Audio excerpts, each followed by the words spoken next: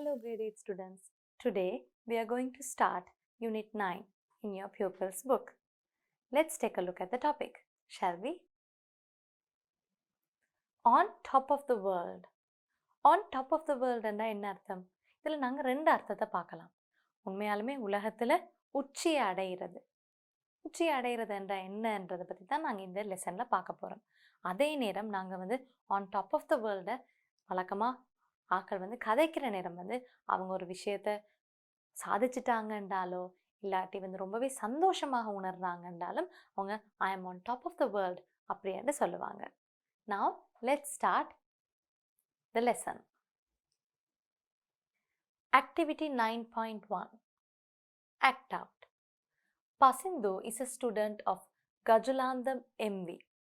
He has always done well in his studies and various extracurricular activities of the school, especially in sports. அப்ப பசிந்து என்ற மாணவர் கஜுலாந்த மகாவித்யாலயத்தில் மாணவர். அவர் எப்பொழுதுமே always என்றால் எப்பொழுதுமே நன்றாக தான் படிப்பாராம். அதே நேரம் கல்வி சாராத நடவடிக்கைகள் பொதுவாக முக்கியமாக அவர் ஸ்போர்ட்ஸ் விளையாட்டுலையும் ரொம்பவே சிறப்பாக செய்வாராம். Recently, he got through the GCE A-level examination with 3 A passes. இப்போ கிட்டடியில் அவர் உயர்தர பரீட்சையில் 3 A சித்திகளை பெற்று அவர் பெரிய ஒரு சாதனை ஒன்று புரிஞ்சிருக்கிறார். So the school organized a felicitation ceremony for him. அதாவது felicitation ceremony என்றா என்ன? பாராட்டு விழா அல்லது வெற்றி விழான்னு கூட நாங்கள் சொல்லலாம். அப்போ பாடசாலை அவரோட வெற்றியை பாராட்டுற முகமாக அவருக்கு ஒரு வெற்றி விழா ஒன்று ஒழுங்கமைச்சிருக்காங்க. The following is the interview that Charith, a member of the school media unit, had with Pasindu just after the ceremony. வெற்றி விழா எல்லாம் முடிஞ்ச பிறகு சரித் என்றவர் பாடசாலை மாணவர். அவர் இதில் இருக்கார், ஸ்கூல் மீடியா யூனிட்ல இருக்கிறார். அந்த மீடியா யூனிட்ல இருந்தால் அவர் ஒரு நேர்காணலை செய்திருக்கிறார். அப்போ அவங்களுக்குள்ள நடக்கிற இந்த நேர்காணலை பற்றி தான் இப்போ நாங்கள் வாசிச்சு பார்க்க போகிறோம். Charith, good morning Pasindu. Today is a special day for you.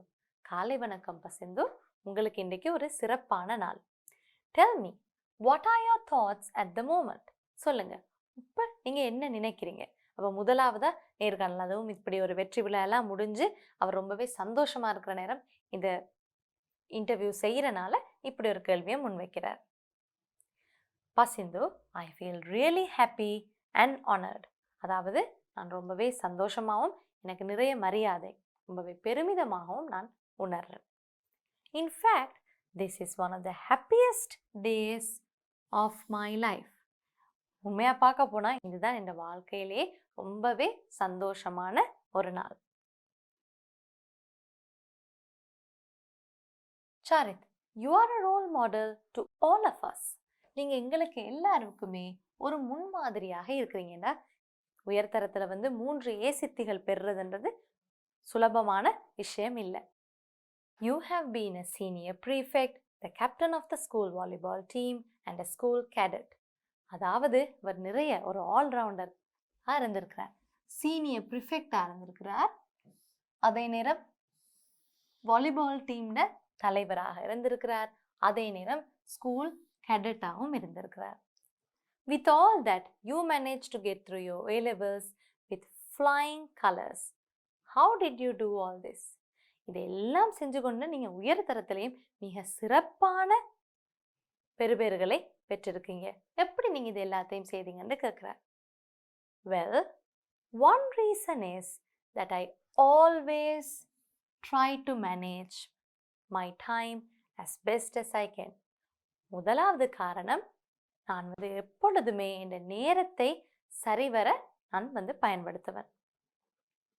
Yes, as we all know, Pasindu, you always come to school early. சரி, அது எங்களுக்கு எல்லாருக்குமே தெரியும். ஏன்னா நீங்கள் எப்பயுமே பாடசாலைக்கு வெள்ளனே வந்துடுவீங்க. And you rarely get absent. Rarely என்றா என்ன அர்த்தம்? நீங்கள் மிக மிக குறைவாக செய்கிற ஒரு விஷயம். நீங்கள் பாடசாலைக்கு வராமல் போகிறது வந்து ரொம்பவே ஒரு குறைவான விஷயம். Do you usually plan your day? நீங்கள் பொதுவாக உங்களோட நாளை வந்து திட்டமிட்டா நீங்கள் செலவழிக்கிறீங்க. Can you tell me what time you get up in the morning? நீங்கள் எத்தனை மணிக்கு காலையில் எழும்புறீங்கன்னு எனக்கு சொல்ல முடியுமா? I always get up at 5 in the morning, 6 at weekends. நான் எப்பொழுதுமே காலையில் 5 மணிக்கு எழும்பிடுவேன். வார இறுதி நாட்களில் 6 மணிக்கு எழும்புவேன். I never stay in bed later than 6:30. நான் வந்து 6:30 மணி தாண்டி தூங்கிக் கொண்டு இருக்கவே மாட்டேன். It helps me to go through the day cheerfully and confidently. இப்படி நான் வெள்ளன எழும்புறனால என்னால் மகிழ்ச்சியாகவும் தன்னம்பிக்கையுடனும் அந்த நாட்களை என்னால் வந்து கொண்டு போக முடியுது. Charith, could you tell us how you prepared for your exam? உங்களால் எங்களுக்கு பரீட்சைக்கு நீங்கள் எவ்வாறு தயார்படுத்தி கொண்டீங்கன்னு சொல்ல முடியுமா? Well, at the end of each day, I always revised what I had learned during that particular day. ஒவ்வொரு நாள்லையும் கடைசி இரவு நேரத்தில் வந்து நான் எப்பயுமே வந்து அன்றைய நாள் வந்து என்ன படித்தனோ அதை வந்து நான் மீள்பயிற்சி செய்தேன். Twice a week, I answered past question papers and got them checked by my teachers. வாரத்தில் 2 தடவை வந்து நான் பழைய பேப்பரெல்லாம் செய்து நான் வந்து எங்களோட ஆசிரியர்கிட்டையும் கொடுத்து நான் அதை திருத்தியும் வாங்கி கொண்டேன். I think that's good advice for anyone getting ready for an exam. நான் நினைக்கிறேன் எந்த பரீட்சையாக இருந்தாலும் அதற்கு தயார்படுத்துறதுக்கு இது ஒரு நல்ல அறிவுரையாக இருக்குமெண்டு. By the way, Pasindu, what do you do in your free time? நீங்கள் கூட ஃப்ரீ டைம்ண்டா என்ன? வேறு எதுவும் வேலைகள் இல்லாமல் நீங்கள் வந்து கூட சும்மா இருக்கிற நேரத்தை வந்து நீங்கள் என்ன செய்வீங்க? உங்களோட ஹாபீஸ் எல்லாம் என்னன்னு கேட்குறாரு. Well, I often listen to music. ஆஃபன்ண்டா அடிக்கடி செய்கிற விஷயம்தான் ஆஃபன்ன்னு சொல்லுவேன். நான் அடிக்கடி இசை கேட்பேன். About once a week, I watch a movie. கிழமைக்கு ஒரு தடவை நான் ஒரு திரைப்படமும் பார்ப்பேன். I usually watch English movies as it helps me to improve my knowledge of English. நான் பொதுவாக வந்து ஆங்கில திரைப்படங்கள் தான் பார்ப்பேன். ஏனென்றா அது என்ன ஆங்கில அறிவை மேம்படுத்த உதவுது. I sometimes watch good Hindi movies too. நான் ஒரு சில நேரங்களில் சம்டைம்ஸ் என்ன ஒரு சில நேரங்களில் ஹிந்தி படங்களும் பார்ப்பேன். Finally, what message would you like to give your fellow students? கடைசியாக நீங்கள் என்ன தகவலை உங்களோட சக மாணவர்களுக்கு வழங்குவீங்கன்னு கேட்குறார். Time is precious. நேரம் பெருமதியானது அல்லது நேரம் பொன்னானதுன்னு சொல்கிறார். So make the best possible use of it. ஆகையால் அதை மிக மிக சிறப்பாக நீங்கள் பாவிச்சு கொள்ள வேண்டும். And always look on the bright side of things.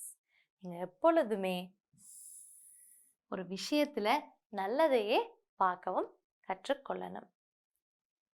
Thank you very much, Pasindu, for joining us today. இன்றைக்கு எங்களோட இணைந்ததுக்கு மிக மிக நன்றி. On behalf of the school media unit, I wish you all the best in every step of your way.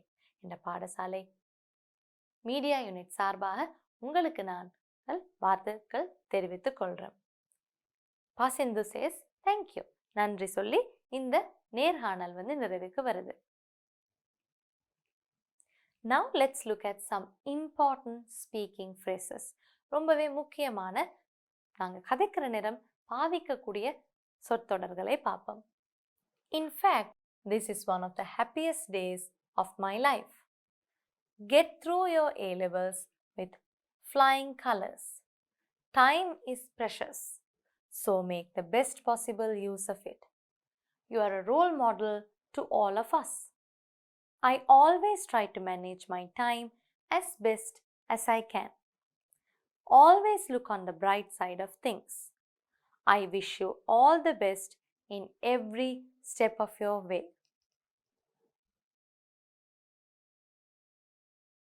Pasindu's 7 secrets of success. Pasindu எப்படி இவ்வளோ பெரிய ஒரு வெற்றி அடைந்தார்ன்றதுக்கான 7 ரகசியங்களை நாங்கள் இப்போ பார்ப்போம். Pasindu always tries to manage his time. அவர் எப்பொழுதுமே அவருடைய நேரத்தை வந்து சரிவர பாவிக்கிறார்.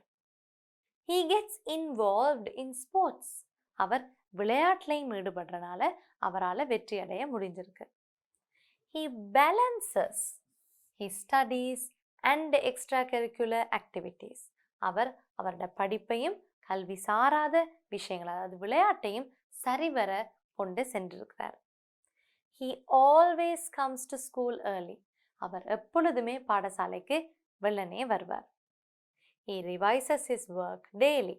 அவர் எப்பொழுதும் அவரது பாடத்தை வந்து மீள் பயிற்சி செய்வார். டெய்லி என்றா ஒவ்வொரு நாள். He spends time for entertainment and language development. அவர் கேளிக்கை விஷயங்களை ஈடுபடுறார். அதே நேரம் அவரோட மொழியை மேம்படுத்தவும் அவர் நிறைய விஷயங்கள் செய்கிறார். He always tries to look on to the bright side of things. அவர் எப்பொழுதுமே ஒரு விஷயத்தில் வந்து நல்லதையே எடுத்துக்கொள்கிற ஒரு நேர்மறையான எண்ணங்களை கொண்ட மனதுடையவர். இதெல்லாம் இருக்கிறனால தான் அவரால் வந்து இவ்வளோ பெரிய ஒரு வெற்றியை புரிந்திருக்கிற முடியுது. Activity 9.2. Read the conversation and fill in the blanks with always, எப்பொழுதும், usually என்றா பொதுவாக, often அடிக்கடி, sometimes எப்பயாவது இருந்துட்டு, rarely என்றா மிக குறைவாக, never என்றா நீங்க வந்து செய்யவே மாட்டீங்க. ஸோ இதெல்லாம் எங்களுக்கு எதை குறிப்பிடுது?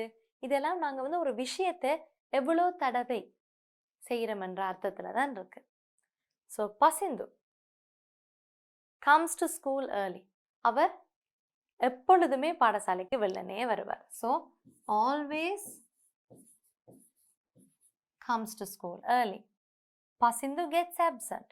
அவர் வந்து மிக குறைவாகத்தான் அப்சென்ட் ஆவார் என்று சொல்லியிருந்தாங்க. ஸோ ரேலி அப்சென்ட்டே ஆக மாட்டார், பாடசாலைக்கு வராமலே இருந்ததில்லை, அப்படி என்று இல்லையே. ஸோ அதனால நாங்கள் நெவர் என்று எழுத முடியாது. Pasindu stays in bed later than 6:30 AM. அவர் வந்து என்றைக்காவது 6:30 மணிக்கு பிறகும் தூங்குவாரா? இல்லவே இல்லை. So Pasindu never stays in bed later than 6:30 AM. Pasindu blank listens to music. அவர் வந்து அடிக்கடி இசையை கேட்டு மகிழ்வார் என்று சொல்லியிருந்தார். அப்போ அடிக்கடி என்ற மீனிங் வந்து often என்ற மீனிங் தான் வரும். Pasindu blank watches English movies. அவர் வந்து பொதுவாகவே ஆங்கில திரைப்படங்கள் தான் பார்ப்பாராம். So usually. Pasindu watches good Hindi movies. watches good Hindi movies என்ற நேரம் அவர் ஒரு சில நேரங்களில் தான் நல்ல இந்தி திரைப்படங்களும் பார்ப்பேன் என்று சொல்லியிருந்தார். So sometimes. நாங்கள் இந்த வேர்ட்ஸை பற்றி தான் இப்போ நாங்கள் மேலதிகமாக படிக்க போகிறோம். Learning point. இந்த லேர்னிங் பாயிண்ட்ல நாங்கள் என்னென்ன படிக்க போகிறோம்? நாங்கள் வந்து அட்வர்ப்ஸ் பற்றி தான் படிக்க போகிறோம். அட்வர்ப்ஸ் பற்றி படிக்கிறதுக்கு முன்னாடி நாங்கள்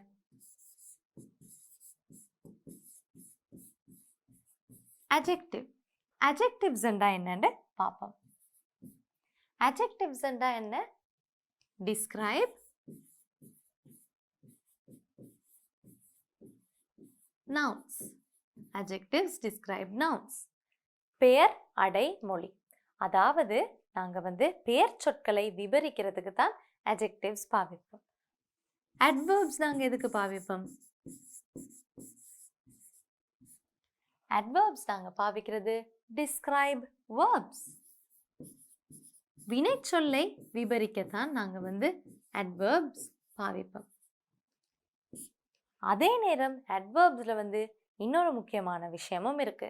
how an action happens. நாங்கள் எப்படி விவரிப்போம்? how an action happens. எவ்வாறு ஒரு விஷயம் நடக்குது. அதே நேரம் how often an action happens.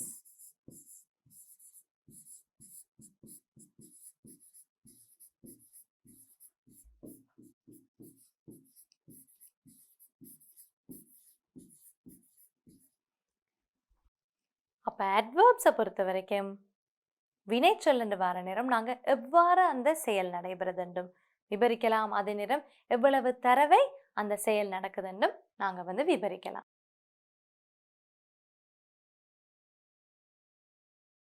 We use adverbs of frequency. இதுதான் how often. frequency என்ற நேரம் எவ்வளவு தடவை ஒரு விஷயம் நடக்குது. When we say how often something happens, these adverbs are usually placed in front of the main verb in the sentence. Usually, பொதுவாக இந்த adverbs நாங்க main verb, முக்கியமான அந்த எந்த வினைச்சொல்லை நாங்கள் விவரிக்கிறோமோ அதற்கு முன்னாடி தான் நாங்கள் எழுதுவோம். இப்போ நாங்கள் 100% இந்த முக்கோணத்தை நாங்கள் பார்ப்போம். அதாவது தலைகீழாக இருக்கிற இந்த முக்கோணத்தை பார்ப்போம். தலைகீழாக இருக்கிற இந்த முக்கோணத்தை பார்த்தா உங்களுக்கு வரங்க ஆல்வேஸ் என்றா எப்பொழுதும், யூஸ்வலி ஆர் நார்மலி என்றா பொதுவாக, ஆஃபன் என்றா அடிக்கடி. அப்போ ஆஃபன் என்றதுக்கும் ஆல்வேஸுக்கும் வித்தியாசம் இருக்கு. ஆஃபன் என்றா அடிக்கடி, ஆல்வேஸ் என்ன எப்பொழுதும். சம்டைம்ஸ் என்றா எப்பயாவது இருந்துட்டு, ரேர்லி என்றா எப்பொழுதாவது, மிக மிக குறைவாக என்ற அர்த்தம் தான் ரேர்லி. நெவர் என்றா 0%, ஆல்வேஸ் என்றா 100%. மிச்சம் எல்லாமே இந்த ரெண்டு இதுக்கும் நடுவில் தான் வரும். Adverbs such as once and twice usually go at the end of the sentence. அப்போ once and twice, ஒரு தடவை இரண்டு தடவை என்ற இந்த adverbs பொதுவாக ஒரு வசனத்துல கடைசியில தான் நாங்கள் எழுதுவோம். அப்போ இந்த மாதிரி adverbs மெயின் வேர்புக்கு முன்னாடி தான் நாங்கள் பொதுவாக எழுதுவோம். More examples. மேலதிகமாகவும் நாங்கள் எக்ஸாம்பிள்ஸ் பார்ப்போம். Mr. Pereira usually goes to work by bus. Mr. Pereira பொதுவாக வேலைக்கு பஸ்ஸில் தான் போவாராம். Chatura always gets up before 5:30 AM. சத்துரு எப்பொழுதுமே 5:30 மணிக்கு முன்னாடியே எழும்பிடுவாராம். I never lie to my parents. நான் என் பெற்றோர்கள்கிட்ட பொய் கூறவே மாட்டேன். Nethmi often stays after school for badminton practice. Nethmi அடிக்கடி பூப்பந்து பயிற்சிக்காக பாடசாலை முடிஞ்சு பிறகும் நிற்பாங்களாம். Do you sometimes feel lonely? உங்களுக்கு எப்பொழுதாவது இருந்துட்டு தனிமையாக இருக்கிற உணர்வு ஒன்று வருமா? The garbage truck comes once a week. குப்பைகளை எடுத்துக்கொண்டு போற அந்த வாகனம் கிழமைக்கு ஒரு தடவை தான் வரும். அப்ப இது எல்லாமே ஒரு ஆக்ஷன் எத்தனை தடவை நடக்குது, எப்பொழுதாவது நடக்குதா, அடிக்கடி நடக்குதா அல்லது நடக்கவே நடக்காதா என்ற மாதிரி விஷயங்களை தான் நாங்க இதுல அறிஞ்சு கொள்றோம். அப்ப நாங்க இந்த இடத்துல எங்களுக்கு ஒரு முக்கியமான விஷயத்தை நாங்க எழுதணும். அப்ப நாங்க adverbs of frequency, adverbs of frequency என்று வார நேரம் நாங்க எதை முக்கியமா குறிப்பிடுறோம்? how often,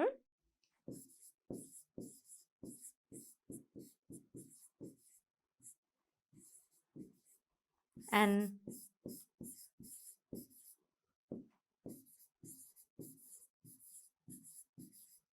action happens.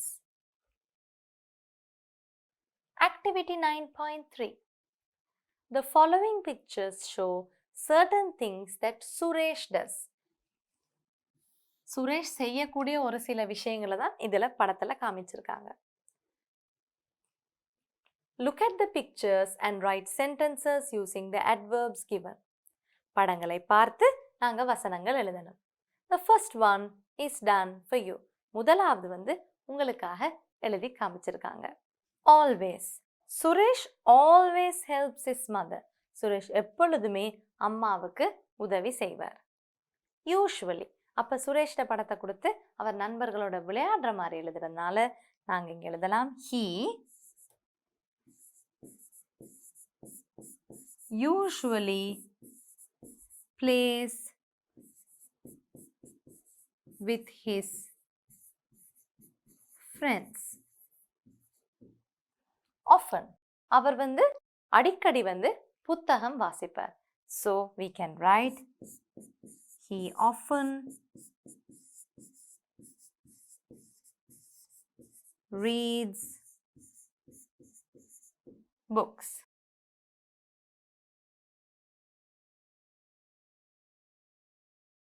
நான்காவது படத்துல வந்து நெவர் கொடுத்துருக்காங்க. நெவர் கொடுத்துட்டு புத்தக பையெல்லாம் கொடுக்கறனால நாங்க வந்து இங்க எழுதலாம் he never gets late to school. அவர் பாடசாலைக்கு நேரம் தாழ்த்தி போகவே மாட்டார். Sometimes அவர் எப்பொழுதாவது இருந்துட்டு வந்து அவரோட தங்கையோட அல்லது சகோதரியோட புத்தகம் வாசிப்பார் என்று எழுதலாம்.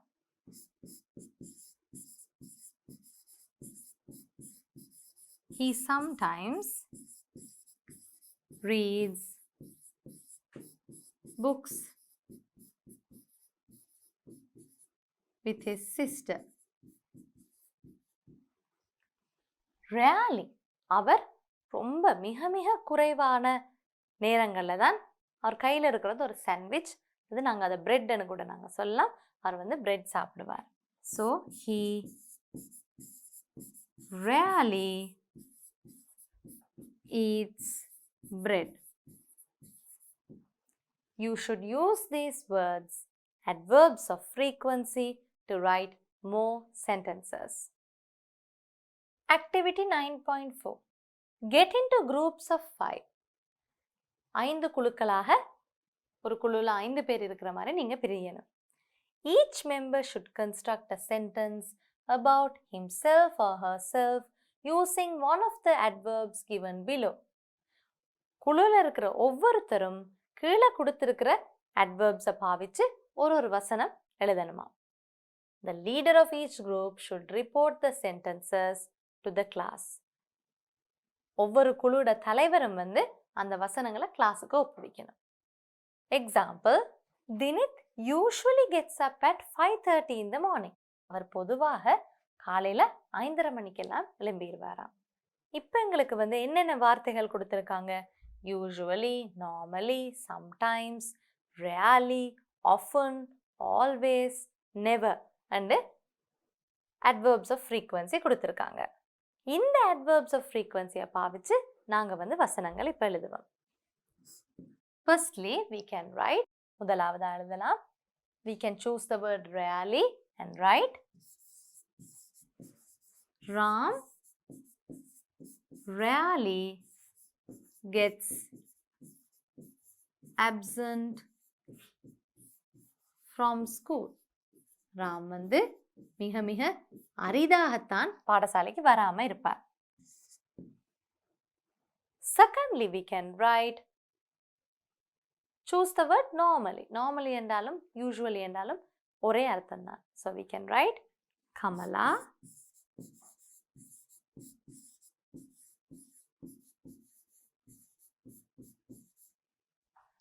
normally comes to school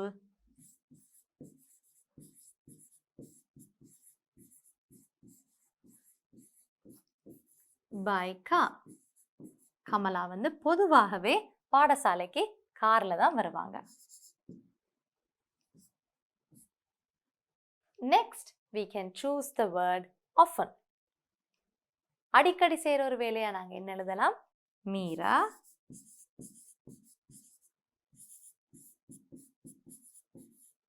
often stays after school.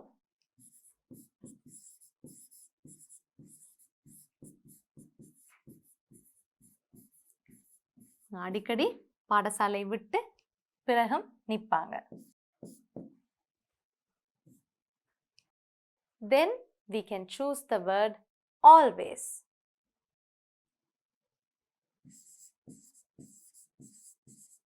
Sudesh always helps his classmates. நீங்க வேற வசனங்களும் எழுதலாம்.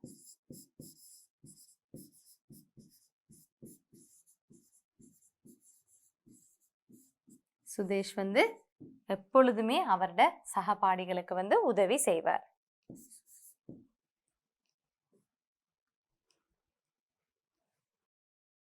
Then we can write for the word never. We can write Dilushika never gets late to school.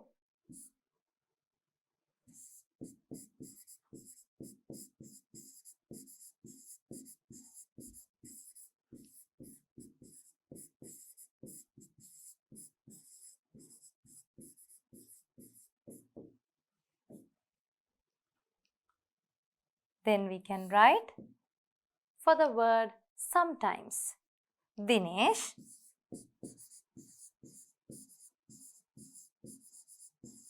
sometimes forgets to do his homework. Dinesh வந்து ஒரு சில நேரங்கள்ல வீட்டு வேலை செய்யறதுக்கு மறந்து போயிடுவார். So now let's underline the adverbs of frequency. Rarely, normally, often, always, never, sometimes, usually வந்து already எழுதிட்டாங்க. Adverbs of frequency. An adverb of frequency tells us how often something takes place.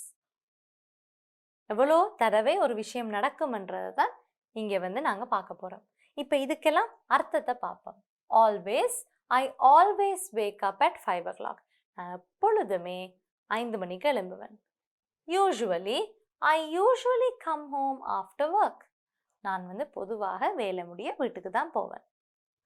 Normally or generally, I normally practise running after school. பொதுவாக நான் வந்து பாடசாலை முடிஞ்ச பிறகு நான் வந்து ஓட்டப்பயிற்சியெல்லாம் செய்வேன். Often or frequently, I often spend New Year with friends. நான் பொதுவாகவே புத்தாண்டை வந்து என்ற நண்பர்களோட தான் கொண்டாடுவேன். Sometimes, I sometimes play tennis on the weekend. எப்பொழுதாவது இருந்துட்டு என்ற அர்த்தத்தை படி நாங்கள் போகலாம். டென்னிஸ் வந்து நான் வார இறுதி நாட்களில் விளையாடுவேன். Occasionally, I occasionally eat European food. நான் எப்பயாவது இருந்துட்டு ஐரோப்பா கண்டத்தை சார்ந்த உணவு வகைகள்லாம் சாப்பிடுவேன். Seldom, I seldom go to the library. நான் வந்து லைப்ரரிக்கு போகிறது வந்து ரொம்பவே குறைவு என்றதுதான் இந்த வார்த்தையில அர்த்தம். Rarely, I rarely listen to the radio. நான் வந்து வானொலி கேட்கிறது மிக மிக அரிதான ஒரு விடயம். Never, I never listen to loud music. நான் வந்து ரொம்பவே சத்தமான இசைகளை வந்து நான் வந்து கேட்குறதே இல்லை. இப்போ உங்களுக்கு விளங்கி இருக்கும் எந்த மாதிரியான அட்வர்பை வந்து எந்த மாதிரியான ஆக்ஷனோட வந்து நான் கனெக்ட் பண்ணேன். அட்வர்ப் ஆஃப் ஃப்ரீக்வன்சியை பொறுத்தவரை நீங்கள் வந்து அந்த ஒரு வேர்பை வந்து வினைச்சொல்லை வந்து நீங்கள் எவ்வளோ தூரம் நீங்கள் அடிக்கடி செய்கிறீங்க, எப்பொழுதும் செய்கிறீங்களா செய்யவே மாட்டீங்களா, அதற்கு பிறகு நடுவில் இவ்வளோ வித்தியாசங்களும் இருக்குது. இதெல்லாம் வச்சு நீங்கள் வசனங்கள் எழுதி ப்ராக்டிஸ் பண்ணி பார்க்கணும். Activity 9.5. Write a paragraph about yourself or one of your family members using as many adverbs of frequency as you can. இப்போ நாங்கள் முதலாவதா எதை செய்யவாம், எங்களுக்கு வந்து எங்களை பற்றி அல்லது எங்களோட குடும்பத்தில் இருக்கிற ஒருத்தரை பற்றி நாங்கள் எழுதணும். முடிஞ்ச வரைக்கும் as many adverbs of frequency, முடிஞ்ச வரைக்கும் அதிகமான adverbs of frequency பாவிச்சு எழுதணும். இதில் ரெட் கலரில் இருக்கிற வார்த்தைகள் எல்லாமே adverbs of frequency. My brother always gets late to school. என்ற சகோதரர் எப்பொழுதுமே பாடசாலைக்கு பிந்திதான் போவார். He usually comes home by 3 p.m. பொதுவாக அவர் வந்து வீட்டுக்கு வந்து 3 மணிக்கெல்லாம் வந்துடுவார். He often sleeps in the school van. வர்ற வழியில் பாடசாலை வேனில் வந்து அவர் பொதுவாக often என்ற நேரம் வந்து ஓரளவு அடிக்கடி வந்து தூங்கி கொண்டு தான் வருவார். He sometimes stays after school for singing practices. ஒரு சில நேரங்களில் பாட்டு பயிற்சிக்காக அவர் வந்து பாடசாலையிலே நிற்பார். He rarely stays for sports practices. அவர் மிக குறைவாகத்தான் விளையாட்டு பயிற்சிகளுக்காக பாடசாலையில் நிற்பார். Adverbs of manner. அதாவது adverbs என்று வர நேரம் எங்களுக்கு வந்து adverbs of manner இருக்கு, நேரம் adverbs of frequency இருக்கு. adverbs of manner என்றா என்ன? அந்த செயலை நீங்க எவ்வாறு செய்றீங்க? how are you doing it? நீங்க எப்படி செய்றீங்கன்றதை தான் இதுல நாங்க டிஸ்கிரைப் பண்றோம். works hard கடினமாக உழைத்தல், shouts angrily கோபமாக கத்துறது, speaks well மிகவும் நல்லா கதைக்கிறது, eats hungrily பசியோடு உணவு சாப்பிடுறது, walks bravely துணிச்சலாக நடக்கிறது, listens carefully கவனமாக கேட்கிறது, acts nervously ரொம்பவே பயந்து போன விதமாக நடக்கிறது, drives terribly மிக மிக மோசமாக வாகனத்தை செலுத்துறது, smiles cheerfully சந்தோஷமாக சிரிக்கிறது. இதுல தெரிஞ்சிருக்கும் இந்த லெட்டர்ஸ், அதாவது இந்த எந்தெந்த வார்த்தைகள் எல்லாம் வந்து சிவப்பு கலர்ல இருக்கோ அதெல்லாம் வந்து adverbs of manner. my sister இப்ப வந்து சகோதரிய பத்தின ஒரு விவரத்தை பார்ப்போம். my sister is in grade 9. இந்த அக்கா வந்து தரம் 9ஆம் ஆண்டுல இருக்கிறாங்க. she is a humble all round student. அவங்க ரொம்பவே பெருமிதம் கொள்ளாத, ஹம்பிள்ண்டா பெருமிதம் கொள்ளாத, ஒரு எல்லாத்துலேயுமே ஆல்ரவுண்டர் என்ற நேரம் எல்லாத்துலேயுமே ரொம்பவே சிறப்பா செய்கிற ஒரு மாணவி. she studies all subjects well. அவங்க எல்லா பாடத்தையுமே நல்லா படிப்பாங்க. she sings beautifully ரொம்பவே அழகாவும் அவங்க பாடுவாங்க. she runs fast அவங்க ரொம்பவே வேகமாக ஓடக்கூடியவர்கள். she practices hard to maintain her speed. அவங்க ரொம்பவே கடினமாக உழைத்து தான் அவங்களோட வேகத்தை வந்து அதே லெவல்ல அதே மட்டத்துல வந்து அவங்க வந்து மேம்படுத்தி கொண்டே இருக்கிறாங்க. she never gives excuses to avoid her regular practices. அவங்க ஒரு காலமுமே அவங்களோட பொதுவான பயிற்சிகளை வந்து எந்த காரணம் சொல்லியும் இல்லாமக்க மாட்டாங்க. we often have arguments at home but we become friends quickly. நாங்க பொதுவாகவே எங்களுக்கு வந்து அப்பப்போ இருந்துட்டு வந்து எங்களுக்கு சண்டை வந்தாலும் நாங்கள் வந்து மிகவும் சுலபமாக வந்து நாங்கள் வந்து ஃப்ரெண்ட்ஸாக நண்பர்களாக ஆயிடுவோம்.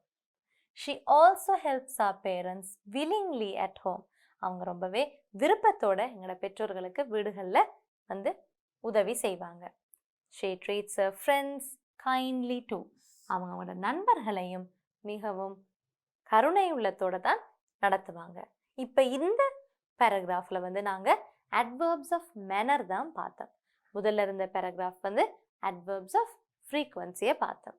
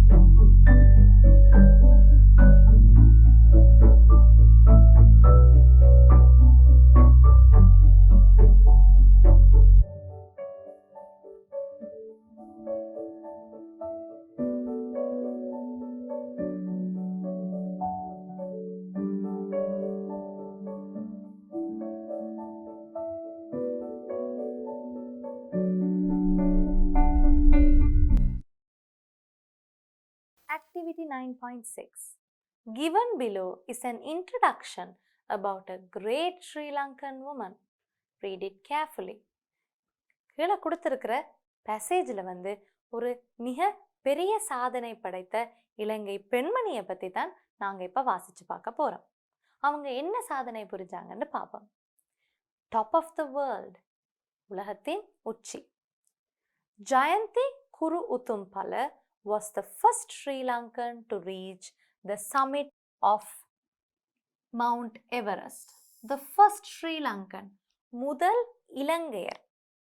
இலங்கை பெண்மணி மட்டுமல்ல, இலங்கையிலிருந்தே முதலாவதாக சென்று இமயமலையோட உச்சிக்கு போய் சாதனை படைத்தவங்க இவங்க தான்.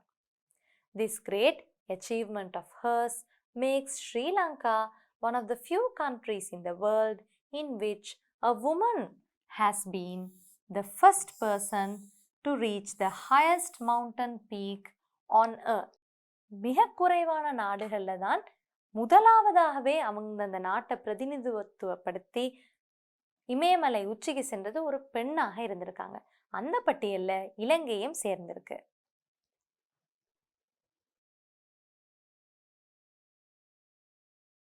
இமயமலை உச்சியை அடைகிறதுன்றா அது ஒன்றும் சுலபமான விஷயம் இல்லை, மிக கடினமான ஒரு விஷயத்தை அவங்க எப்படி செஞ்சாங்கன்னு பார்ப்போம்.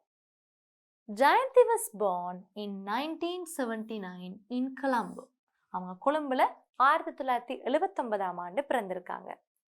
She studied at Bishop's College and later completed a BA degree in English Literature from the Delhi University and a master's degree from the University of Sussex, UK.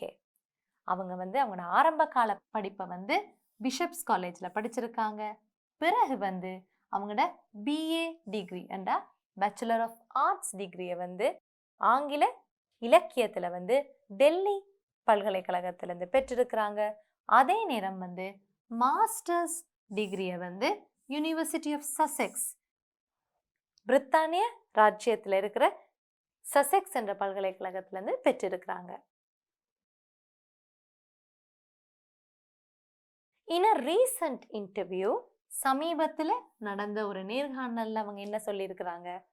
Jayanthi said that conquering the world's highest summit had always been one of her childhood dreams. இமயமலையின் உச்சியை அடைகிறதுன்றது அவங்களோட எப்பொழுதுமே சின்ன வயசுல இருந்தே அவங்களுக்கு ஒரு மிகப்பெரிய ஒரு கனவாக இருந்திருக்கு. She began to dream of conquering Mount Everest when she saw a photograph of a friend in the Himalayas in 2002. 2002ஆம் ஆண்டு அவங்களோட நண்பர் ஒருத்தவங்களோட புகைப்படம், அவங்க ஹிமாலயாஸுக்கு போய் அந்த புகைப்படத்தை பார்த்ததுலேருந்தே அவங்களுக்கு அந்த மலை உச்சிக்கு போகணும்ன்ற ஆர்வம் வந்திருக்கு. Following in the footsteps of her friend, she followed a mountaineering course which provided her with the necessary skills. Following in the footsteps of her friend அப்படி என்றா என்ன அர்த்தம்? அவங்களோட நண்பரை போலவே அவங்களும் ஒரு மலை எப்படி ஏறுறது என்ற பயிற்சியை அவங்க பெற்றிருக்கிறாங்க. அந்த பயிற்சி இல்லாமல் இந்த மாதிரி கடினமான மலைகளை ஏறுறது ரொம்பவே கஷ்டம். After that, she climbed several mountains in the world, including Mount Kilimanjaro in Tanzania, Spanish Pyrenees and Argentine Andes. அதற்கு பிறகு இந்த பயிற்சிக்கு பிறகு அவங்க நிறைய மலைகளை ஏறி இருக்காங்க. என்னென்ன மலையெல்லாம் ஏறி இருக்காங்க? Mount Kilimanjaro, Spanish Pyrenees, Argentine Andes. இந்த மலைத்தொடர்கள் எல்லாம் ரொம்பவே கடினமானது. ஆனால் எல்லாத்தையும் விட கடினமானது, ரொம்பவே உயரமானதும் எது? இமயமலை தான். On May 21st, 2016, Jayanti became the first Sri Lankan to reach the summit of the mighty Everest. மே 21ஆம் நாள் 2016ஆம் ஆண்டு இலங்கையிலிருந்து முதன்முறையாக ஒரு ஆள் போய் இமயமலையின் உச்சியை அடைந்திருக்காங்கண்டா அது ஜெயந்தி தான். ரியலைசிங் ஹர் அல்டிமேட் ட்ரீம், அவங்க கடைசியா எப்படியோ அவங்களோட உச்சகட்ட கனவை சாதிச்சிருக்காங்க. According to Jayanti's family and friends, அவங்களோட குடும்பமும் நண்பர்களும் அவங்கள பத்தி என்ன சொல்றாங்கன்னு பார்ப்போம். She possesses a number of outstanding characteristics that guided her through her path to success. அவங்களுக்கு நிறைய சிறப்பான குணாதிசயங்கள் இருந்ததாம் இந்த வெற்றியை அடைகிறதுக்கு. They see her as a fearless, methodical person with sheer willpower and undying perseverance. இது எல்லாமே எங்களுக்கு அவங்கள யார் என்றதை காட்டுது. அப்போ அவங்க குடும்பத்தாரும் நண்பர்களும் என்ன சொல்றாங்க? அவங்க பயமில்லாத, ரொம்பவே எல்லாத்தையும் முறையாக செய்யக்கூடிய, மன உறுதி கொண்ட, விடாமுயற்சியும் கொண்ட ஒரு பெண்மணியாக தான் அவங்க எல்லாரும் பார்க்குறாங்க. During her school days, her mother recalled that Jayanti had balanced well both her academic work and sports activities. அப்போ அவங்களோட அம்மா வந்து என்ன சொல்கிறாங்களாம், அவங்களோட பள்ளி காலத்திலிருந்தே ஜெயந்தி வந்து பாடசாலை கல்விசார் நடவடிக்கைகளும் சரி விளையாட்டையும் சரி ரொம்பவே சமமாக கொண்டு போகக்கூடிய ஒரு திறன் பெற்று தான் இருந்திருக்காங்க. In Jayanti's view, ஜெயந்தி இந்த அனுபவத்தை பற்றி என்ன நினைக்கிறாங்க? All the experience she has gained throughout her life helped her in this great achievement. அவங்க வந்து வாழ்க்கையில் கற்றுக்கொண்ட எல்லா விஷயங்களுமே இந்த வெற்றியை அடைகிறதுக்கு ரொம்பவே முக்கியமானதாக அமைஞ்சிருக்கு. She further says, அவங்க மேலதிகமாக என்ன சொல்கிறாங்க?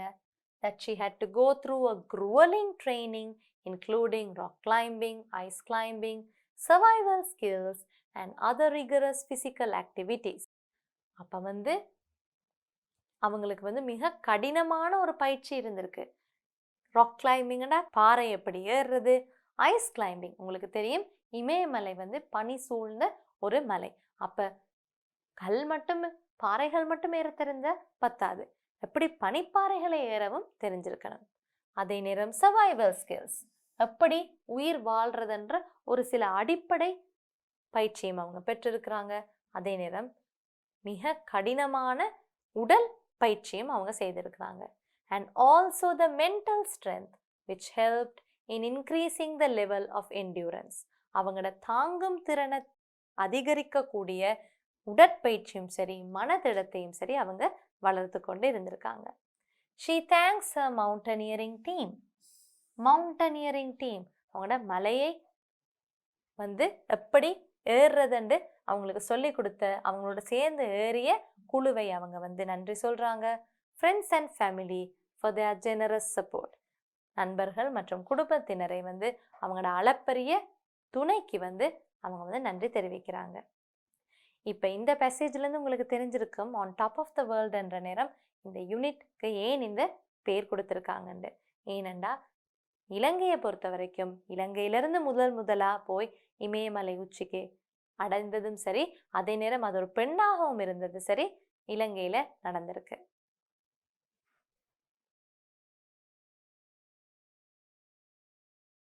Read the text and complete the following diagram. இப்போ எங்களுக்கு வந்து ஒரு ஃப்ளோ சார்ட் மாதிரி கொடுத்துருக்காங்க, இதில் நாங்கள் ஃபில் பண்ணுவோம். டேட் ஆஃப் பர்த், அவங்க வந்து எப்போ பிறந்தாங்க? 1979 வெறும் வருடம் மட்டும்தான் எங்களுக்கு கொடுத்துருந்தாங்க. ஸ்கூல், அவங்க என்ன பாடசாலைக்கு போனாங்க? அவங்க ஆரம்ப கால பள்ளி நடவடிக்கை வந்து பிஷப்ஸ் காலேஜில் படித்ததாக தெரிவித்திருந்தாங்க.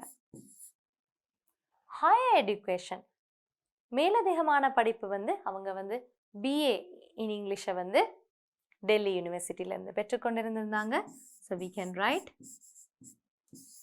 டெல்லி யூனிவர்சிட்டி. அண்ட் மாஸ்டர்ஸ் டிகிரியை வந்து யூனிவர்சிட்டி ஆஃப் சசெக்ஸ்.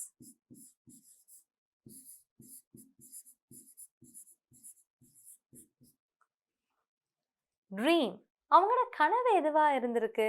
அவங்களோட கனவு வந்து உலகத்திலே மிக உயரமான மலை உச்சியை அவங்க அடையணும்ன்றத அவங்களோட கனவாக இருந்திருக்கு. So here we can right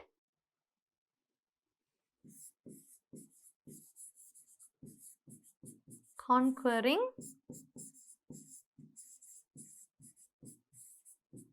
the world's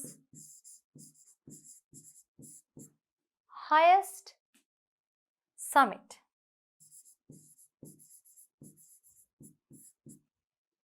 training, example rock climbing. அவங்களுக்கு என்ன விதமான பயிற்சி எல்லாம் கிடைச்சது? அவங்களுக்கு கிடைச்ச பயிற்சிகளில் மிக முக்கியமானது வந்து எப்படி பாறைகள் ஏறுறது, அதே நேரம் வந்து எங்களுக்கு ஐஸ் கிளைம்பிங் அதுவும் சொல்லியிருந்தாங்க. Experience, climbed mount Kilimanjaro. அவங்க மவுண்ட் கிளிமஞ்சாரோ மட்டுமல்ல மேலதிகமாக நிறைய மலைகளையும் வந்து அவங்க வந்து பயிற்சிக்காகவும் அனுபவத்திற்காகவும் அவங்க வந்து ஏறி இருந்தாங்க. அப்போ இமயமலை ஏறுறதுக்கு முன்னாடி அவங்க வேறு மலைகளையும் ஏறி இருக்கிறாங்க. So like this you need to finish writing the answers for this activity. இப்போ நாங்க இந்த பேசேஜ்ல இருந்த மிக முக்கியமான வார்த்தைகளை பார்ப்போம். childhood dreams, சின்ன வயசுல இருந்து அவங்களுக்கு இருந்த கனவுகள். realizing her ultimate dream, அவங்களோட உச்சக்கட்ட கனவை அவங்க நனவாக்கி இருக்காங்க. go through a grueling training, மிக கடினமான ஒரு பயிற்சியை அவங்க பெற்றுக்கொண்டிருந்திருக்காங்க. following in the footsteps, அவங்களோட நண்பரோட காலடியில அவங்க தொடர்ந்து போயிருக்கிறாங்க. path to success, வெற்றியின் வழி. Activity 9.7, write a description about Sir Edmund Hillary, the first man to conquer Mount Everest using the given facts. உங்களுக்கு பாதியான வசனங்கள் கொடுத்திருக்காங்க. இதை நாங்க முழு வசனங்களா மாத்தி டிஸ்கிரிப்ஷன் ஒரு பேராகிராஃபாவும் எழுதணும். இவர்தான் உலகத்திலேயே இமயமலையை தொட்ட முதல் மனிதர். இவர்தான். born 20th July 1919, Auckland, New Zealand. இவர் நியூசிலாந்துல பிறந்தவர். அப்ப இந்த ஃப்ரேஸை நாங்க எப்படி ஒரு சென்டென்ஸா மாத்தலாம்? we can write Sir Edmund Hillary was born on 20th July 1919 in Auckland, New Zealand. இப்படி வசனங்களாக நாங்க இதை மாற்றி எழுதணும். became interested in mountain climbing while in secondary school. அவர் 2ஆம் கட்ட பள்ளி படிப்புகளை படிச்சு கொண்டிருந்த நேரம் தான் அவருக்கு மலை ஏறுறதுக்கு ஒரு மிகப்பெரிய ஒரு ஆர்வம் வந்திருக்கு. so we can write he became interested in mountain climbing while in secondary school. worked in the Royal New Zealand Air Force as a navigator. அவருக்கு மலை ஏறுற அந்த ஆர்வம் இருந்தாலும் அவர் என்ன வேலையை முதலாவதா செஞ்சிருக்கிறார்? அவர் ஏர்ஃபோர்ஸ்ல தான் அவர் முதல் வேலையை செய்திருக்கிறார். so he worked in the Royal New Zealand Air Force as a navigator. reached South Pole and later North Pole as part of the Commonwealth Transatlantic Expedition. அப்ப அவர் முதலா போன இடங்கள் எல்லாம் என்ன? அவர் சவுத் போல், தென் துருவத்துக்கும் போயிருக்கிறார், வட துருவத்துக்கும் போயிருவார், காமன்வெல்த் போட்டிகளுக்கு கீழே. so here we can write he reached. the first person to reach the poles and summit Everest. முதலாக அவர் உலகத்திலேயே 2 துருவத்துக்கும் போய் இமயமலைக்கும் போன முதல் மனிதர் இவர்தான். he is the first person to reach the poles and summit Everest. இப்ப இங்க நாங்க he initial என்று கூட எழுதலாம். ஏன்னா முதலா அவர் செய்த வேலைகள் தான் இது. இமயமலை ஏறுறதுக்கு முன்னாடி துருவங்கள் 2க்கும் போயிருக்கிறார். reached the summit of Mount Everest on 29th May 1953 with the help of the Nepalese Sherpa Tenzing Norgay, making them the first to summit Mount Everest. Our he reached, யாரோட உதவியோடு அவர் போயிருக்கிறார்? அந்த இடத்துல வாழ்ந்த மக்கள், ஷெர்பா டென்சிங் நார்கே என்ற மக்களின் உதவியோட தான் அவர் இமயமலை உச்சியை அவர் அடைந்திருக்கிறார். was awarded, அப்ப நாங்க மறுபடி he என்று எழுதலாம். he was awarded a knighthood and coronation medal by the Queen Elizabeth II Padma Vibhushan posthumously by the Indian government in 2008 and many other awards. அவருக்கு இமயமலையோட உச்சத்தை அடைந்த முதல் மனிதர் என்றனால அவருக்கு எலிசபெத் மகாராணியால நைட்ஹுட் வழங்கப்பட்டிருக்கு. அதே நேரம் பத்ம விபூஷன் என்ற மிகப்பெரிய ஒரு விருதையும் இந்திய அரசாங்கம் 2008ஆம் ஆண்டு போஸ்டியூமஸ்லி அவர் இறந்த பிறகு அவருக்கு வழங்கியிருக்கு. அதே நேரம் அவருக்கு many other awards, மேலதிகமா நிறைய விருதுகளும் அவருக்கு கிடைச்சிருக்கு.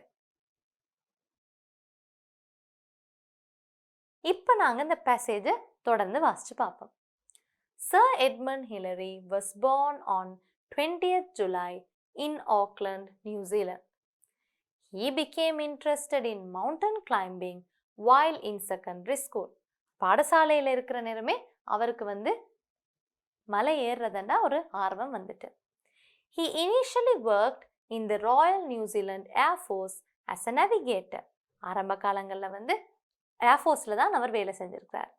Between 1955 and 1958, Hillary commanded the New Zealand group participating in the British Commonwealth Trans-Antarctic Expedition. 1955ஆம் ஆண்டிலிருந்து 1958 வரைக்கும் இவர் தான் வந்து இந்த Trans-Antarctic Expedition என்ற இந்த பயிற்சியை வந்து நியூசிலாந்து மக்கள் குழுவை வந்து அவர் வந்து முன்னெடுத்து செஞ்சிருக்கிறார். Hillary was the first person to reach the poles and summit Everest. இவர்தான் முதன்முறையாக 2 துருவங்களுக்கும் போய் அதே நேரம் வந்து இமயமலையோட உச்சிக்கும் போயிருக்கிறார். He reached the summit of Mount Everest on 29th May 1953 with the help of the Nepalese Sherpa Tenzing Norgay, making them the first to summit Mount Everest. அப்ப இவர் வந்து நிச்சயமாக தான் தனியா போய் ஒரு வேலையை செய்ததாக அவர் சொல்லல. அவர் வந்து இந்த மக்களோட உதவியோட தான் அந்த காலத்திலே மலையோட உச்சியை வந்து அடைஞ்சிருக்கிறார். மிகவும் அற்புதமான ஒரு சாதனை படைத்த மனிதர் இவர். He never thought of fame or recognition when he did this. அவர் வந்து இதெல்லாம் செய்யற நேரம் வந்து அவர் புகழையோ ஆடம்பரத்தையோ எதையுமே அவர் வந்து நினைச்சு பார்க்கல. However, he was awarded a knighthood and coronation medal by the Queen Elizabeth II, Padma Vibhushan posthumously by the Indian government in 2008 and many other awards. அவருக்கு வந்து இதெல்லாம் அவர் நினைச்சு புகழுக்காக அவர் இதை செய்யாட்டியும் அவருக்கு நிறையவே பேரும் புகழும் இங்கிலாந்து ராணியும் கொடுத்திருக்காங்க. அதே நேரம் இந்திய அரசாங்கமும் 2008ஆம் ஆண்டு அவருக்கு பத்ம விபூஷன் என்ற அந்த மிக சிறந்த ஒரு விருதையும் கொடுத்திருக்காங்க. இப்ப இதுல இருந்து உங்களுக்கு விளங்கி இருக்கும், நாங்க ஒரு பேராகிராஃபா எழுதுற நேரம் வந்து மேலதிகமான வசனங்களையும் எல்லாம் எழுதிதான் அதை விபரமா எழுதணும். He maintained a high level of humility and his main interest came to be the welfare of the Himalayan peoples of Nepal, especially the Sherpas. அதாவது அவருக்கு வந்து மிக அதிக அளவான ஹியூமிலிட்டி என்றால் தன்னடக்கம் அவர்கிட்ட இருந்திருக்கு. இதெல்லாம் அவர் சாதிச்சிருந்தாலும் அவரோட முக்கிய ஆர்வமாய் வந்தது அந்த ஹிமாலய பிரதேசத்துல வசித்து வந்த அந்த ஷெர்பா மக்களோட நலனே அவரோட வாழ்க்கையில பிறகு அவரோட மிக முக்கியமான ஆர்வமாக இருந்திருக்கு. People do not decide to become extraordinary. They decide to accomplish extraordinary things. Sir Edmund Hillary. அவர் எங்களுக்கு கூறிவிட்டு போன வார்த்தைகள் தான் இது. யாருமே வந்து நான் அற்புதமான ஒரு விஷயத்தை செய்ய போறேன்னு போய் சேரதில்ல. அவங்க அற்புதமான விஷயங்களை செய்யறனாலதான் அற்புதமான மனிதர்களாக அவங்க மாறுறாங்க. Parts of an essay. ஒரு கட்டுரையின் பகுதிகள் என்னன்னு நாங்க இப்ப பார்ப்போம். The introduction. முன்னுரை என்றது வந்து ரொம்பவே முக்கியம். ஏன்னா நீங்க முன்னுரையை எவ்வளவுக்கு எவ்வளவு நல்லா எழுதுறீங்களோ அவ்வளவுக்கு அவ்வளவு உங்களுக்கு நிறைய புள்ளிகள் கிடைக்கும். ஏன்னா உங்களோட ஆசிரியர் வாசிக்க போற முதலாவது பேராகிராஃப் தான் இந்த இன்ட்ரடக்ஷனா இருக்க போகுது. அப்ப அதுலயே நீங்க மிக தெளிவாக வந்து நீங்க எழுத ஆரம்பிச்சிடணும். பாடி பேராகிராஃப்ஸ் என்றது உள்ளடக்கம். அது எத்தனையோ பந்திகளும் இருக்கலாம். உங்களோட வேர்ட் லிமிட்டை பொறுத்து அந்த பேராகிராஃப்ஸை நீங்க டிசைட் பண்ணுவீங்க. அதே நேரம் த கன்க்ளூஷன், நிறைவு, முடிவுரையும் வந்து எங்களுக்கு ரொம்பவே முக்கியம். இப்ப முடிவுரையில என்னெல்லாம் இருக்கும்?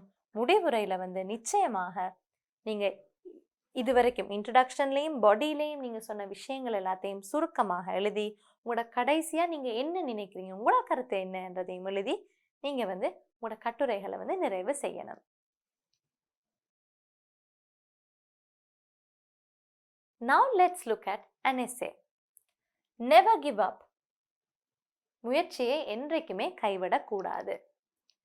Life has become a race in this fast moving world.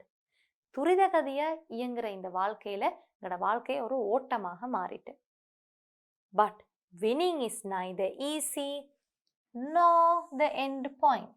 ஆனால் வெற்றி பெறுறது வந்து இலகும் இல்லை, அதுதான் எங்களோட கடைசி குறிக்கோளாகவும் இருக்கக்கூடாது. There could be victories, failures and challenging moments.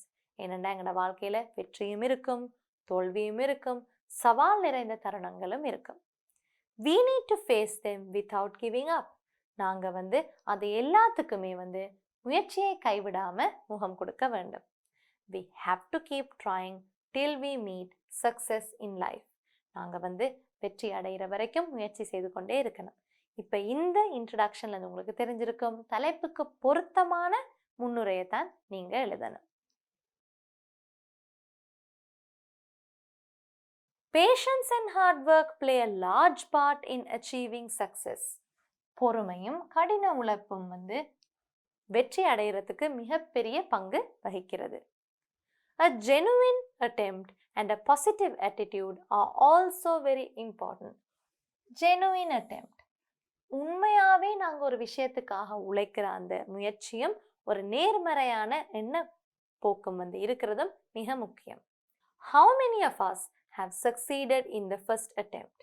Not many. இங்க இருக்கிற எத்தனை பேர் வந்து முதல் முயற்சியிலேயே வந்து வெற்றி அடைஞ்சிருக்காங்க?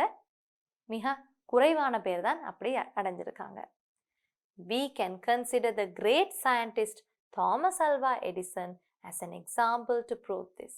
நாங்க வந்து உள்ளடக்கத்துல வந்து கட்டாயம் இந்த மாதிரி நிரூபிச்சு எழுதுற நேரம் எங்களோட கட்டுரை வந்து இன்னும் பலம் வாய்ந்ததா இருக்கும். அப்ப இந்த கருத்தை வந்து நாங்க நிரூபிக்கிறதுக்கு வந்து நாங்க தாமஸ் அல்வா எடிசனே நாங்க வந்து எடுத்துக்கொள்ளலாம். Edison failed 1000 times before he invented the light bulb. 1000 தடவை அவர் தோல்வி அடைந்துதான் கடைசியாக அவர் வந்து மின் குமிழியை வந்து அவர் கண்டுபிடித்தார். But his attitude towards failure was simply great. ஆனா அவர் இந்த தோல்வியை பார்த்த விதம் வந்து நிச்சயமாக ஒரு அற்புதமான ஒரு விஷயம். He confidently said, I didn't fail 1000 times. I found 1000 ways of how not to make a light bulb. அவர் தன்னம்பிக்கையோட சொன்ன விஷயம் என்னது? நான் வந்து 1000 தடவை தோல்வி அடையல, நான் வந்து எப்படி ஒரு மின்குமிழியை கண்டுபிடிக்க கூடாதென்று 1000 வழிகளை கண்டுபிடிச்சு இருக்கிறேன். If we give up easily, we cannot achieve success. நாங்க ரொம்பவே சுலபமா முயற்சியை கைவிட்டோம்டா எங்களால வந்து வெற்றி அடைய முடியாது. The path to success can be rough and hard. வெற்றிக்கான வழி ரொம்பவே கடினமானதாக தான் இருக்கும். However, if we keep going without losing our self-confidence, we can overcome challenges and achieve what we want. ஆனா நாங்க எங்களோட தன்னம்பிக்கையை இழக்காம சவால்களுக்கு முகம் கொடுத்து கொண்டே போனோம்னா நாங்க விருப்பமானதை எங்களோட கனவை நாங்க நனவாக்கலாம். We need to believe in ourselves before expecting others to believe us or support us. நாங்க வந்து ஏனையோர் எங்களை நம்பணும், எங்களுக்கு துணை புரியணும் என்றதுக்கு முதல்ல நாங்க எங்கள் மேல நம்பிக்கை வைக்கணும். அதனால தன்னம்பிக்கையும் வெற்றியை அடைகிறதுக்கு ரொம்பவே முக்கியம். Therefore, when life gives us 1000 reasons to quit trying, we have to find one reason to try another time. ஆகையால் எங்களுக்கு வாழ்க்கையில எத்தனையோ காரணங்கள் இருக்கலாம், ஆயிரக்கணக்கான காரணங்கள் இருக்கலாம் நாங்க வந்து ஒரு முயற்சியை கைவிடுறதுக்கு. ஆனா நாங்க எப்பொழுதுமே ஒரு காரணத்தையாவது தேடி இன்னொரு தடவை முயற்சி செய்ய நாங்க வந்து எங்களோட மனசை வந்து தயார்படுத்தி வச்சுக்கொள்ளணும். We should make up our minds at times of failure. தோல்வி அடைகிற நேரம் எங்களோட மனசை நாங்க வந்து திடப்படுத்தி கொள்ளணும். We also should never give up till we achieve the expected results. நாங்க வந்து எதிர்பார்க்கிற அந்த பெறுபேறுகள் கிடைக்கிற வரைக்கும் நாங்க எங்களோட முயற்சியை கைவிடக்கூடாது. The following quote proves this idea. Failures are the stepping stones to success. இந்த முடிவுரையிலிருந்து எங்களுக்கு தெரிஞ்சு கொள்ளலாம், நாங்க வந்து இந்த மாதிரி கோட்ஸ், அதாவது யாராவது ஒரு பெரிய மனிதராக இருக்கலாம் அல்லது எங்களுக்கு தெரியாத ஆக்களாக கூட இருக்கலாம், ஆனால் அவங்க கூறிவிட்ட கருத்தை நாங்கள் சொல்லி எங்களோட கருத்தை வந்து நாங்கள் இன்னும் வந்து பலமாக நிறுவலாம். Failures R the stepping stones to success என்ற நேரம் தோல்விதான் வெற்றிக்கான படிகள் என்ற கருத்தோட நாங்க இந்த கட்டுரையை நிறைவு செய்யலாம். இப்போ நாங்க கட்டுரையை திரும்ப ஒருக்கா வாசிச்சு பார்ப்போம். Never give up. Life has become a race in this fast moving world, but winning is neither easy nor the end point. There could be victories, failures, and challenging moments. We need to face them without giving up. We have to keep trying till we meet success in life. Patience and hard work play a large part in achieving success. A genuine attempt and a positive attitude are also very important. How many of us have succeeded in the first attempt? Not many. We can consider the great scientist Thomas Alva Edison as an example to prove this. Edison failed 1,000 times before he invented the light bulb. But his attitude towards failure was simply great. He confidently said, "I didn't fail 1,000 times. I found 1,000 ways of how not to make a light bulb." If we give up easily, we cannot achieve success. The path to success can be rough and hard. However, if we keep going without losing our self-confidence, we can overcome challenges and achieve what we want. We need to believe in ourselves before expecting others to believe us or support us.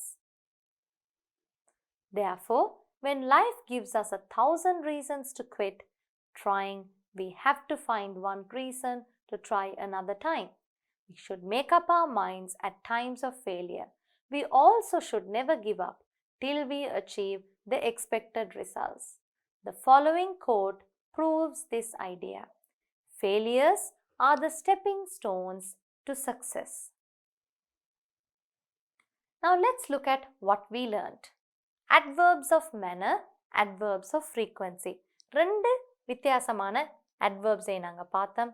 adverbs of manner என்ற நிறம் நாங்கள் எவ்வாறு ஒரு விஷயத்தை செய்கிறோம் என்பதற்கான வார்த்தைகள் தான் adverbs of manner. நாங்கள் எத்தனை தடவை ஒரு விஷயத்தை செய்கிறோம் என்றது தான் adverbs of frequency. Transferring information activities-உம் நாங்கள் செய்தோம். பேசேஜை வாசித்து அதில் இந்த கருத்துக்களை விளங்கி நாங்கள் அந்த தகவலை ஒரு அட்டவணை வடிவிலையோ அல்லது ஃப்ளோ சார்ட்லையோ நாங்கள் எழுதினோம். Writing a description using given guidelines. வழிகாட்டலின் பேரில் நாங்கள் ஒரு விபரத்தையும் நாங்கள் எழுதி பயிற்சி பெற்றோம். Essay writing. கட்டுரை எழுதுறது எப்படி என்றும் நாங்கள் இந்த யூனிட்ல படித்தோம்.